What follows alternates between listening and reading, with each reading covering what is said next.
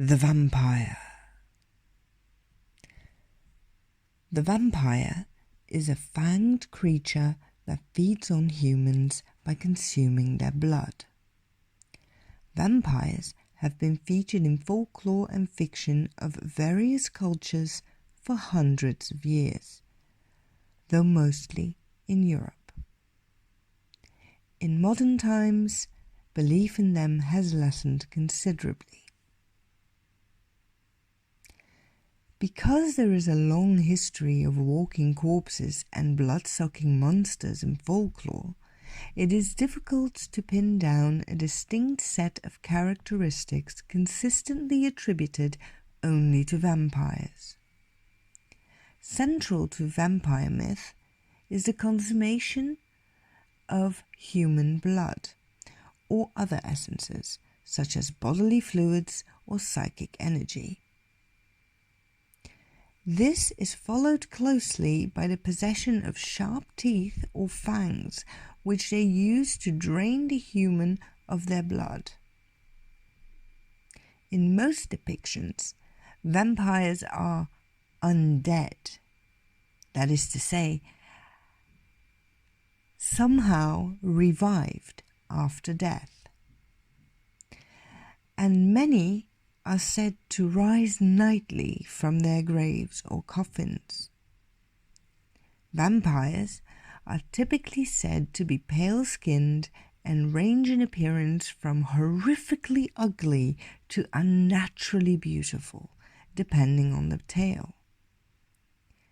They also cannot cast a reflection or a shadow, which often translates into an inability to be photographed or recorded on film. Bram Stoker describes Dracula like this. His face was a very strong aquiline, with high bridge of the thin nose and peculiarly arched nostrils, with lofty domed forehead and hair growing scantily around the temples, but profusely elsewhere.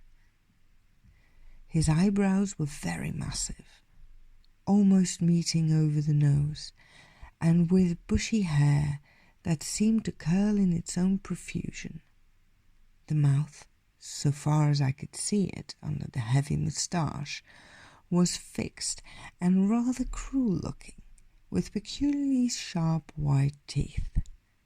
These protruded over the lips, whose remarkable ruddiness showed astonishing vitality in a man of his years.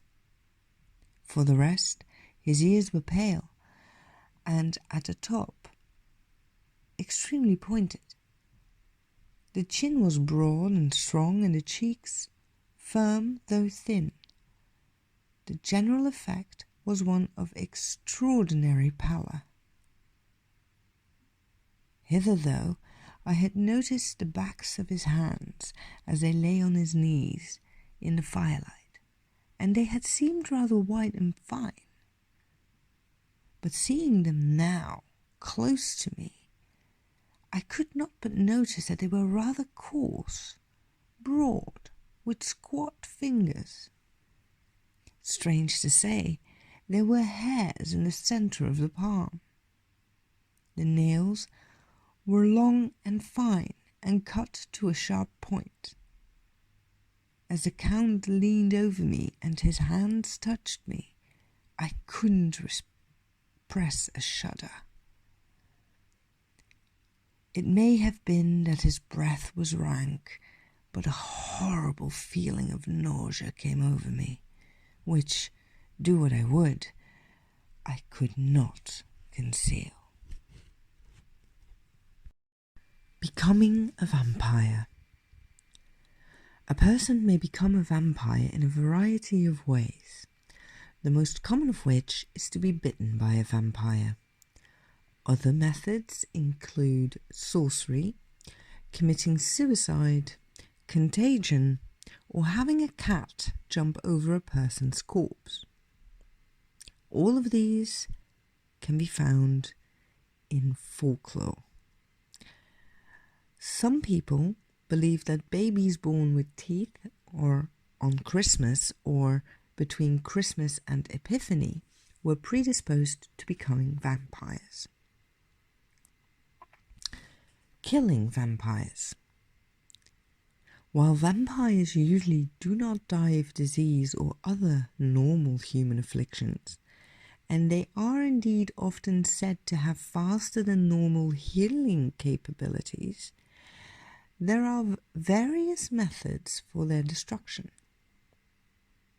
The most popular of those include a wooden stake through the heart, fire, decapitation, and exposure to sunlight. Other possible weapons against vampires? Vampires are often depicted as being repelled by garlic, running water, or Christian implements such as crucifixes and holy water. In some stories, vampires may enter a home only if they have been invited, and in others, they may be distracted by the scattering of objects such as seeds or grains that they are compelled to count, therefore enabling potential victims to escape.